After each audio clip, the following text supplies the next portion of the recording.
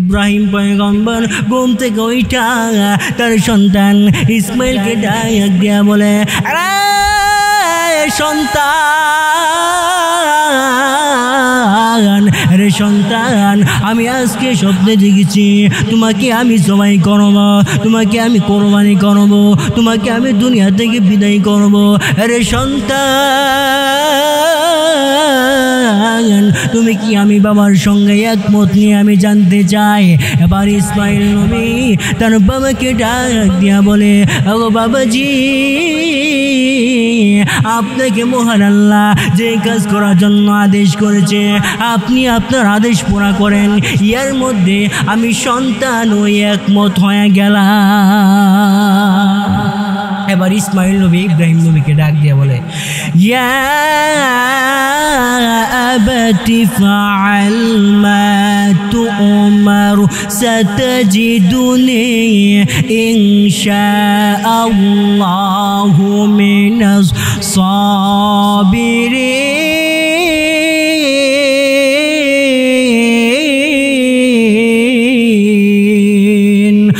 আব্বাজি,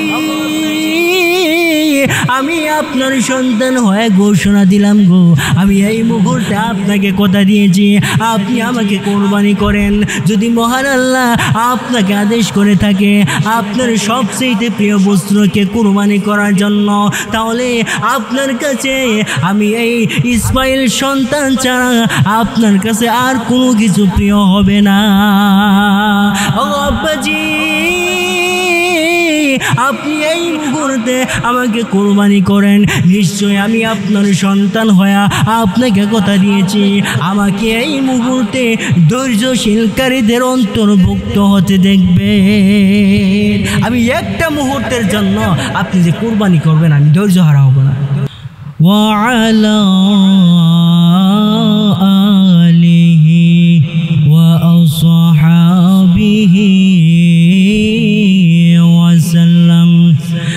الذي دعا الناس من عبادة الأوثان إلى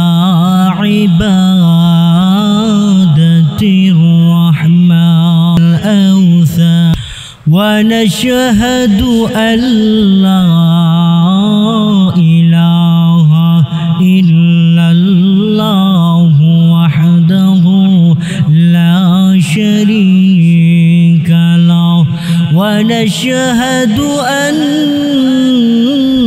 سيدنا وسندنا وحبيبنا ومولانا محمدا عبده ورسوله الذي أرسل إلى الناس كافة بشيرا ونذيرا وداعيا إلى الله بإذنه وسراجا منيرا. أما بعد فأعوذ بالله من الشيطان الرجيم. بسم الله الرحمن الرحيم. قل إن صلاتي ونسكي ومحياي ومماتي لله رب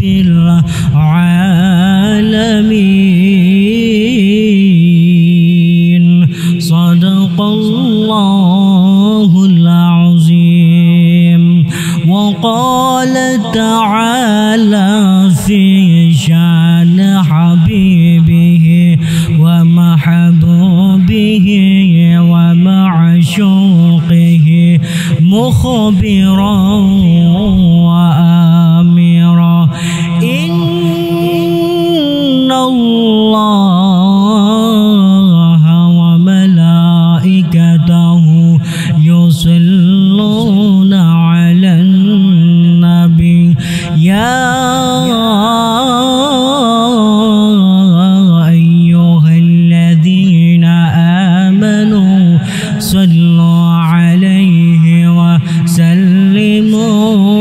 تسليما بلغ العلا بكماله كشف الدجى بجماله حسنة جميع خصاله صلوا عليه وآله لا إله إلا الله لا إله ما شاء الله محبت ما شاء الله لا إله إلا الله لا إله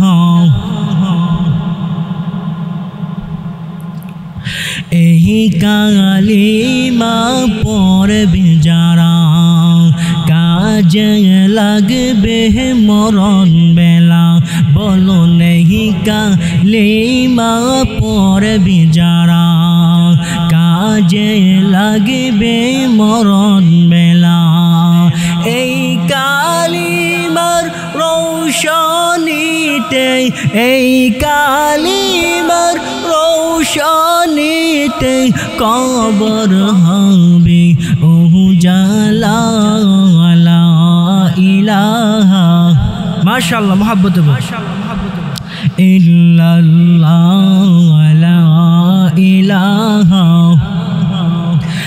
লা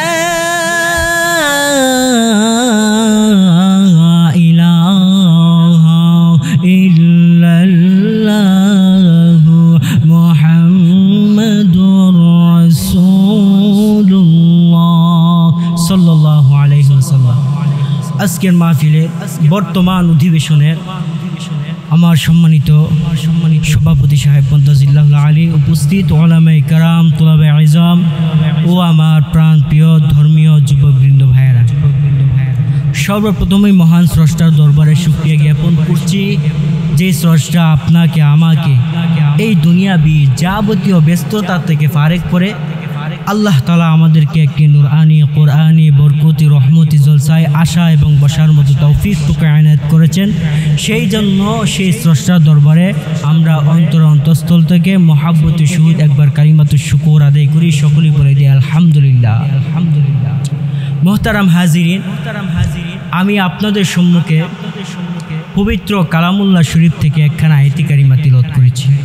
আমি আমার তিলাওয়াতকৃত আয়াতে কারিমা কি আপনাদের সম্মুখে রেখে সেই তিলাওয়াতকৃত আয়াতে কারিমার আলোচনাটুকু আমি আপনাদের সম্মুখে সংক্ষিপ্ত আকারে তুলে ধরার চেষ্টা করব। ওয়ামা তৌফিক ইল্লা বিল্লাহ। আমার আজকের আলোচ্য বিষয় হলো কুরবানি সম্পর্কে তুলে ধরা। প্রথমত আমরা জানব কুরবানি এই শব্দের তাহকিক কি। কুরবানি এই শব্দটি কুরবান শব্দ থেকে গঠিত হয়েছে। এর অপর একটি নাম আছে আউযহিয়া। এই শব্দের আবিধানিক অর্থ, লুগাতি অর্থ হলো নৈকট্য লাভ করা বা পরিত্যাগ করা। তাছাড়া আরো বিভিন্ন এরকম আবিধানিক অর্থ আছে। শরীয়তের পরিভাষায় কুরবানি বলা হয় নির্দিষ্ট সময়ে আল্লাহ তাআলার সন্তুষ্ট হাসিল করার জন্য হালাল পশুকে জবাই করা। এটা হলো কুরবানি শব্দের পারিভাষিক অর্থ। এখন আসুন কুরবানি এই শব্দের উদ্দেশ্য কি। কুরবানি আমরা কি জন্য করব জানা দরকার আসেনি। কুরবানি এই শব্দের উদ্দেশ্য হলো বা কুরবানির উদ্দেশ্য হলো বান্দা খালেস নিয়তে, খাঁটি নিয়তে আল্লাহ তাআলার দরবারে কুরবানি করবে, যাতে করে বান্দা তাকওয়া নামক দৌলত অর্জন করতে পারে। আল্লাহর ভয় ভীতি যাতে অন্তরে অর্জন হয়। এটা হলো কুরবানির উদ্দেশ্য।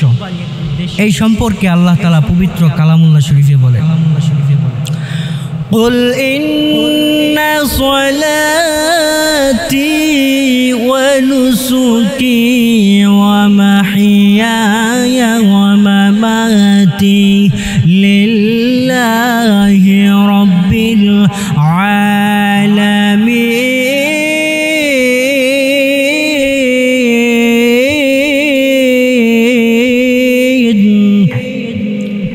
আল্লাহ তাআলা বলেন কুল হে নবী আপনি জানায়া দিন। কাকে জানাবে? আল্লাহ সেটাও বলে দিয়েছেন, নবীজি আপনি আপনার উম্মতদেরকে জানায়া দিন। ইন্না সলাতি নিশ্চয় আমার নামাজ, ওয়া নুসুকি আমার কুরবানি। অগণবীজি আপনি আপনার উম্মতদেরকে জানায়া দেন নিশ্চয় আমার কুরবানি, নিশ্চয় আমার নামাজ, এবং নিশ্চয় আমার জীবন, এবং নিশ্চয় আমার মরণ সব কিছু মহান আল্লাহ তাআলার জন্য। আল্লাহ তাআলা এই আয়াতে কারিমার দ্বারা বান্দা বান্দিকে জানায় দিয়েছেন নিশ্চয় কুরবানি এবং নামাজ, জীবন ও মরণ সব কিছু একমাত্র আল্লাহ তাআলার জন্য। এই আয়াতে কারিমার মাধ্যমে বোঝা যায় আমরা যে কোরবানি করব, এই কোরবানির মাধ্যমে তাকওয়া নামক দৌলত অর্জন করতে হবে। আর তাকওয়া যার অন্তরে থাকবে নিশ্চয়ই তার কোরবানিটাও আল্লাহ তাআলার জন্য হয়ে যাবে। ঠিক কিনা? আল্লাহ তাআলা অন্য এক আয়াতে কারিমাতে বলেন লা ইয়ানালুল্লাহা লুহুমুহা ওয়ালা দিমাউহা ওয়ালাকিন ইয়ানালুহু তাকওয়া মিনকুম। আল্লাহ রাব্বুল আলামিন বলেন, আরে দুনিয়ার বান্দা, ও দুনিয়ার বান্দি, তোমরা যে আমি মহান আল্লাহ রব্বুল আলামিনের দরবারে কুরবানি করবে, তোমাদের কুরবানিটা কেমন হতে হবে? তোমরা যখন পশু জবাই করবা তোমাদের নিয়তটা সহি থাকতে হবে, খালেস নিয়তে কুরবানি করতে হবে। কারণ কুরবানি পশুর মাংস আমি আল্লাহ তাআলার দরবারে পৌঁছাইবে না, কুরবানির গরুর রক্ত আমি মহান আল্লাহ তাআলার দরবারে পৌঁছাবে না। বান্দারে একমাত্র শুধু পৌঁছাইবে আমি আল্লাহ রব্বুল আলামিনের দরবারে তুমি বান্দার তাকওয়া নামক দৌলত, শুধু একমাত্র আমি আল্লাহর দরবারে তাকওয়া নামক দৌলতটা পৌঁছাইবে। তাহলে এই আয়াতে কারিমার দ্বারাও বোঝা যায় যে কুরবানি করতে হবে সহি নিয়তে, খালেস নিয়তে আল্লাহ তাআলার দরবারে কুরবানি করতে হবে। এবার আসুন কুরবানির ইতিহাস। কুরবানির ইতিহাস এটা খুব একটি প্রাচীন ইতিহাস, যে ইতিহাসটি হযরত আদম আলাইহিস সালাতু ওয়াস সালামের যুগ থেকে চলে আসতেছে। আর বান্দা বান্দি এই নিয়মে কুরবানি করতেছে। হযরত আদম আলাইহিস সালাতু ওয়াস সালামের দুইজন সন্তান, একজনের নাম ছিল হাবিল, আরেকজনের নাম ছিল কাবিল। হযরতে আদম নবী নিয়ম জারি করে দিয়েছে, সিস্টেম জারি করে দিয়েছে, কুরবানির আদেশ করেছে। আল্লাহ রব্বুল আলামিন আদম নবীকে ডেকে বলে, ওগো আদম পয়গম্বর, আমি আল্লাহ নির্দেশ দিয়েছি, আমি আল্লাহ তোমাকে ঘোষণা দিয়েছি, আদম পয়গম্বর আপনার যে সন্তান হবে জোড়াই জোড়াই সন্তান হবে, একজন ছেলে সন্তান হবে আরেকজন কন্যা সন্তান হবে, এইভাবে জোড়াই জোড়াই আপনার সন্তান সৃষ্টি হবে। প্রথম সন্তানের বোনের সঙ্গে, প্রথম ছেলে সন্তানের বোনের সঙ্গে অপর সন্তানের মেয়ের সঙ্গে বিয়ে দিবে। প্রথম ছেলে সন্তানের সঙ্গে অপর ছেলে সন্তানের বোনের সঙ্গে বিয়ে হবে। আল্লাহ রব্বুল আলামিন হাবিল কাবিল দুইজন ছেলে সন্তান আদম নবীকে দান করেছিলেন। আল্লাহ রব্বুল আলামিন আদম পয়গম্বরকে জানিয়ে দিয়েছে, ও আদম পয়গম্বর, হাবিলের বোনের বিয়ে হবে কাবিলের সঙ্গে, আর কাবিলের বোনের বিয়ে হবে হাবিলের সঙ্গে। এটাই হলো সিস্টেম, এটাই হলো নিয়ম। এইভাবে যখন আদম পয়গম্বর তার সন্তানদেরকে জানায়া দিয়েছে, এবার কাবিল হাবিলকে ডাক দিয়া বলে, আরে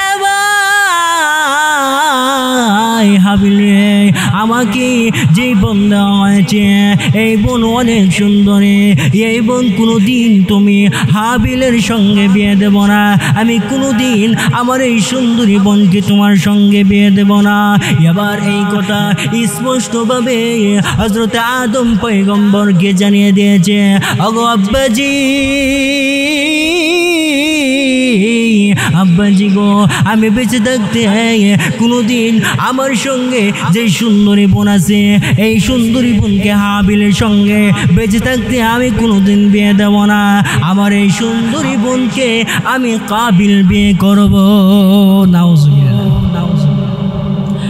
এবার হযরত আদম পয়গম্বর তার দুইজন ছেলে সন্তানকে স্পষ্ট রূপে জানাইয়া দিয়েছে, ও আমার সন্তানেরা, তোমরা শুনে রাখো, আমি তোমাদের বাবাজি হইয়া একটা সিদ্ধান্ত নিয়েছি, এই সিদ্ধান্ত অনুযায়ী তোমরা কাজ করবা। তোমরা মহান আল্লাহ তাআলাকে সন্তুষ্ট করার জন্য, মহান আল্লাহ তাআলাকে রাজি আর খুশি করার জন্য মহান আল্লাহ তাআলার দরবারে তোমরা কুরবানি দাও। কিতাবের বর্ণনা এসেছে এক ভাই কুরবানি দেওয়ার জন্য কিছু শস্য একটা উঁচু জায়গাতে রাখলেন, আরেক ভাই কুরবানি দেওয়ার জন্য একটা মেষ রেখে দিলেন। এইভাবে তারা কুরবানি দিবে, কুরবানি দেওয়ার জন্য তারা প্রস্তুতি গ্রহণ করছে। এবার হঠাৎ করে আল্লাহ রব্বুল আলামিন আসমান থেকে একটা আগুন পাঠিয়ে দিছে, কারণ ওই সময়ের নিয়ম ছিল, ওই সময় সিস্টেম ছিল, যার কুরবানিকে জ্বালাইয়া পুরাইয়া চারখান করে দিবে ওই কুরবানি মহান আল্লাহ তাআলার দরবারে কবুল হয়ে যাইত, গ্রহণযোগ্য হয়ে যাইত। হযরত হাবিলের কুরবানি মহান আল্লাহ রব্বুল আলামিনের দরবারে কবুল হয়ে গেছে, মহান আল্লাহ রব্বুল আলামিনের দরবারে গ্রহণযোগ্য হয়ে গেছে। এবার আসমান থেকে গায়েবী আওয়াজ এসে যায়, আরে হাবিল, তোমার কুরবানি মহান আল্লাহ তাআলার দরবারে কবুল হয়ে গেছে। এবার কাবিল ডাক দিয়ে বলে, আরে ভাই,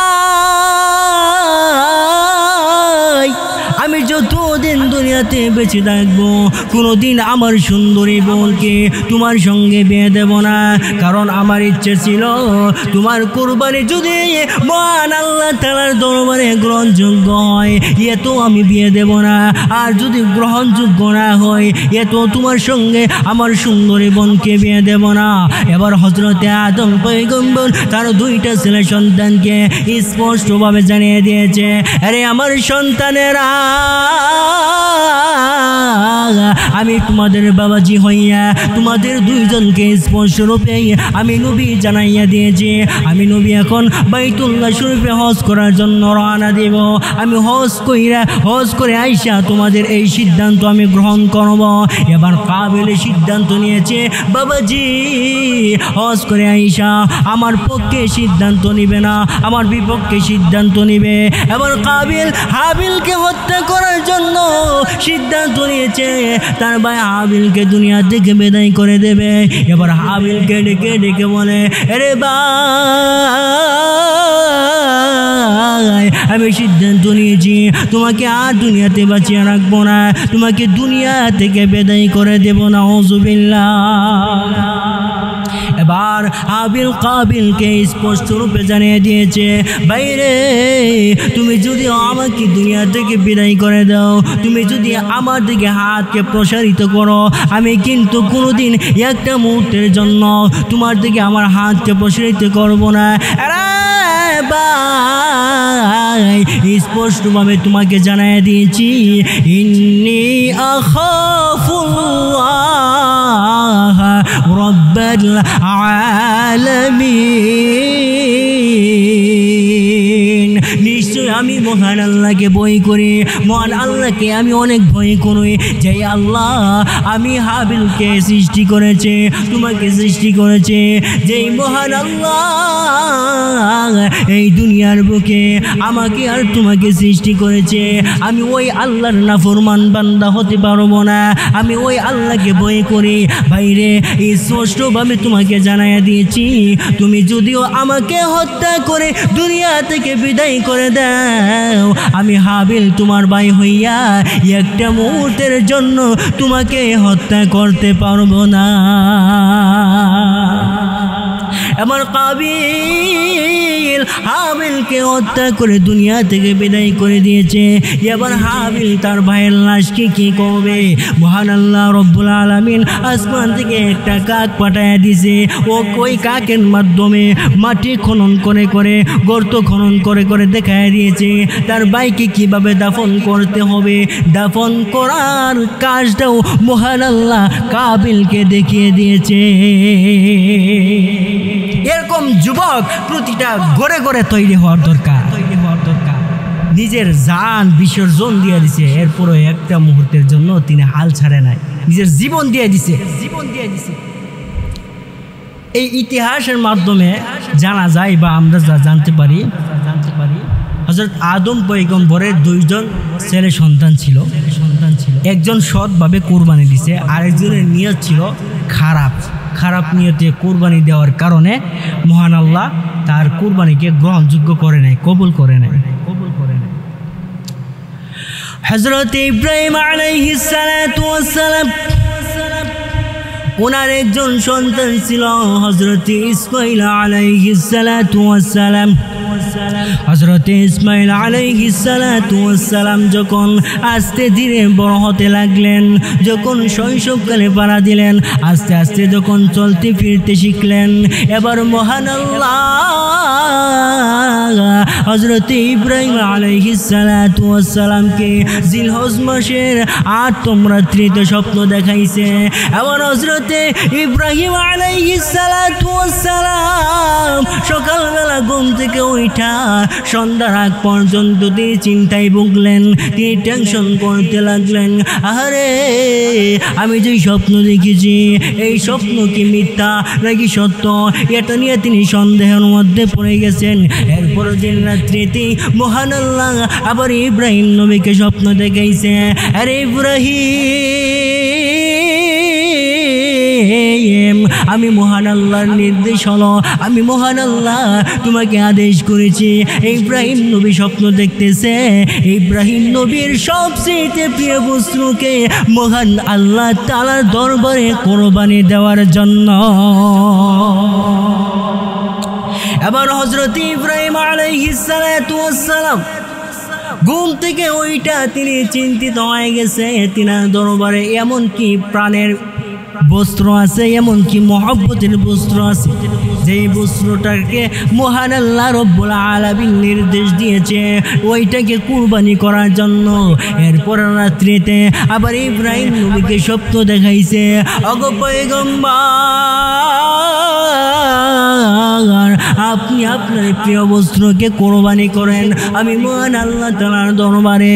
এবার ইব্রাহিম পয়গম্বর ঘুম থেকে ওইটা তার সন্তান ইসমাইলকে ডাক দিয়া বলে, আরে সন্তান, আরে সন্তান, আমি আজকে স্বপ্নে দেখেছি তোমাকে আমি জবাই করব, তোমাকে আমি কোরবানি করব, তোমাকে আমি দুনিয়া থেকে বিদায় করব। আরে সন্তান, তুমি কি আমি বাবার সঙ্গে একমত নিয়ে আমি জানতে চাই। এবার ইসমাইল নবী তার বাবাকে ডাক দিয়া বলে, ও বাবাজি, আপনাকে মহান আল্লাহ যে কাজ করার জন্য আদেশ করেছে আপনি আপনার আদেশ পুরা করেন, এর মধ্যে আমি সন্তান ওই একমত হয়ে গেলাম। এবার ইসমাইল নবী ইব্রাহিম নবীকে ডাক দিয়ে বলে, ইয়া আবাতি ফাআল মা তু'মার সাতাজিদুনি ইনশাআল্লাহু মিনাস সাবিরিন।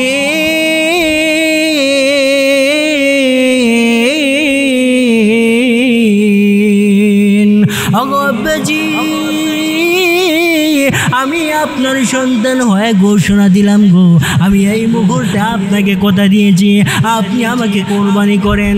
যদি মহান আল্লাহ আপনাকে আদেশ করে থাকে আপনার সবচেয়ে প্রিয় বস্তুকে কোরবানি করার জন্য, তাহলে আপনার কাছে আমি এই ইসমাইল সন্তান ছাড়া আপনার কাছে আর কোনো কিছু প্রিয় হবে না। ও আব্বাজি, আপনি এই মুহূর্তে আমাকে কোরবানি করেন, নিশ্চয় আমি আপনার সন্তান হয়ে আপনাকে কথা দিয়েছি আমাকে এই মুহূর্তে ধৈর্যশীলকারীদের অন্তর্ভুক্ত হতে দেখবে। আমি একটা মুহূর্তের জন্য আপনি যে কোরবানি করবেন আমি ধৈর্য হারা হব না। আবার হযরত ইব্রাহিম আলাইহিস সালাতু ওয়াস সালাম তার স্ত্রী হাজরাকে ডাক দিয়া বলে, আরে প্রাণের স্ত্রী, আমার সন্তান ইসমাইলকে তুমি সাজিয়ে গুজিয়ে দাও, আমি তাকে নিয়ে এক জায়গায় চলে যাব। এবার হযরতে হাজরা আলাইহিস সালাতু ওয়াস সালাম হযরত ইসমাইল নবীকে সাজিয়ে গুজিয়ে দিলেন। ওই দিক দিয়ে শয়তানের সুযোগ পাইয়া হযরতে হাজরা অন্তরে কুমন্ত্রণা দেয়, বারবার অন্তরে কুমন্ত্রণা দেয়, বারবার অন্তরে ধোঁকা দেয়। একবার চলে যায় ইসমাইল নবীর দরবারে, আবার চলে যাই হযরত ইব্রাহিম নবীর দরবারে। ইব্রাহিম নবীর কাছে একবার দুইবার না তিনবার ইবলিসে চলে গেছে, তিনবার ইবলিসে হযরত ইব্রাহিম নবীর দরবারে চলে গেছে। আর ইব্রাহিম নবীকে ডেকে ডেকে বলে, আরে ইব্রাহিম, তুমি এমন জঘন্য কাজ করবা না, তোমার সন্তানকে তুমি দুনিয়া থেকে বিদায় করে দেবা না। ইসমাইলের দরবারে চলে যায়, ইসমাইলকে ডাক দিয়া বলে, আরে ইসমাইল, তোমার বাবা তোমাকে হত্যা করার জন্য নিয়ে যাচ্ছে, তোমার বাবা তোমাকে জবাই করার জন্য নিয়ে যাচ্ছে। আরে ইসমাইল, তুমি বাড়িতে চলে যাও। এইভাবে ইসমাইল নবীর অন্তরে ধোঁকা দেয়, এইভাবে ইব্রাহিম নবীর অন্তরে ধোঁকা দেয়, এইভাবে হাজেরার অন্তরে ধোঁকা দেয়। এইভাবে যখন ধোঁকা দিতে লাগলেন, কিতাবের বর্ণনা এসেছে হযরতে ইব্রাহিম আলাইহিস সালাতু ওয়াস সালাম শয়তানের প্রতি একটা দুইটা কঙ্কর নয় 60টি কঙ্কর ওই শয়তানের প্রতি ছেড়ে দিয়েছে, আর শয়তানকে মুহূর্তের মধ্যে বিতাড়িত করে দিয়েছে। এবার হযরতে ইসমাইল আলাইহিস সালাতু ওয়াস সালামকে নিয়ে যাওয়া হয় মিনার প্রান্তরে। মিনার প্রান্তরে হযরতে ইসমাইল আলাইহিস সালাতু ওয়াস সালামকে ডাক দিয়ে বলে, আরে সন্তান দে, তুমি এইভাবে কাত হয়ে শুয়ে পড়ো, আমি তোমাকে এই মুহূর্তে কুরবানি করব। এবার ইসমাইল নবী তার বাবাকে ডাক দিয়া বলে, আরে বাবা, আমি সন্তান হইয়া তোমাকে একটা আবদান করব, তোমার কাছে একটা আবদান করব। ওরে আমার বাবা, আমি সন্তানকে যে তুমি কোরবানি করবা, আমি এই সন্তানের চোখ মুখ তুমি বেঁধে দাও। চোখ যদি তুমি বাবার চেহারার দিকে পড়ে, নিশ্চয়ই খোদার কসম সন্তানের প্রতি একটা মায়া লেগে যাবে। চিন্তা করছেন আমাদের এই সমাজের পরিস্থিতি কি? কোনোদিন একটা মুহূর্ত কোনো বাবা তার সন্তানকে কুরবানি দিতে রাজি হবে না, আর ওই জায়গায় সন্তানে বাবাকে বলতেছে, বাবা তুমি আমার চোখ মুখ ভালোভাবে বেঁধে দাও, কারণ তোমার দৃষ্টি যখন আমার দৃষ্টির দিকে পড়বে, নিশ্চয়ই তুমি বাবা হিসাবে তোমার অন্তরে সন্তানের প্রতি একটা মায়া মহাব্বত ভালোবাসা জাগ্রত হয়ে যাবে। তোমার কাজ করার মধ্যে একটু ব্যাঘাত করতে পারে, এই জন্য আমার চোখ মুখ উভয়টাই তুমি বেঁধে দাও, হাত পাগুলি ভালোভাবে বেঁধে দাও, যাতে করে তুমি ভালোভাবে আমি ইসমাইলকে তুমি জবাই করতে পারো। সুবহানাল্লাহ, সুবহানাল্লাহ। এবার হযরত ইব্রাহিম আলাইহিস সালাতু ওয়াস সালাম সন্তানের গলায় যখন ছুরি চালাবে, এই মুহূর্তে মহান আল্লাহ রব্বুল আলামিন হযরত জিবরাইলকে ডাক দিয়া বলে, আরে জিবরাইল, তুমি কোথায় রে? যাও যাও মদিনার প্রান্তরে যাও। হযরত ইব্রাহিম নবী তার সন্তানকে জবাই করতেছে। এমতো অবস্থায় যখন ছুরি চালায়, মহান আল্লাহ ছুরিকে আদেশ করেছে ছুরি যেন না কাটে। এবার হযরত জিবরাইল আলাইহিস সালাতু ওয়াস সালাম জান্নাত থেকে একটা দুম্বা ইসমাইলের স্থানে রেখে দিয়েছে, আর মুহূর্তের মধ্যে ওই দুম্বা জবাই হয়ে গেছে। এবার মহান আল্লাহ রব্বুল আলামিন হযরত ইব্রাহিম পয়গম্বরকে ডাক দিয়া বলে, ও পয়গম্বর ইব্রাহিম, আপনাকে আমি পরীক্ষা করেছি, মূলত আপনার সন্তানকে জবাই করে দেওয়া, কুরবানি করে দেওয়া, এটা আমার উদ্দেশ্য ছিল না। আমি মহান আল্লাহ আপনাকে পরীক্ষা করছি গো নবী। আপনি পরীক্ষার মধ্যে পাস হয়েছেন, আপনি রেজাল্ট ভালো করেছেন। এইভাবে যখন ইব্রাহিম নবীকে ডাক দিয়া বলে, এবার ইব্রাহিম পয়গম্বর মহান আল্লাহ রব্বুল আলামিনকে ডাক দিয়া বলে, ওগো মহান আল্লাহ, আমি নবীকে নিশ্চয়ই আপনি ধৈর্যকারীদের অন্তর্ভুক্ত হতে দেখবেন। আমার সন্তান যেমনিভাবে ধৈর্য ধারণ করেছে, আমি বাবা হয়েও আমি ধৈর্য ধারণ করি।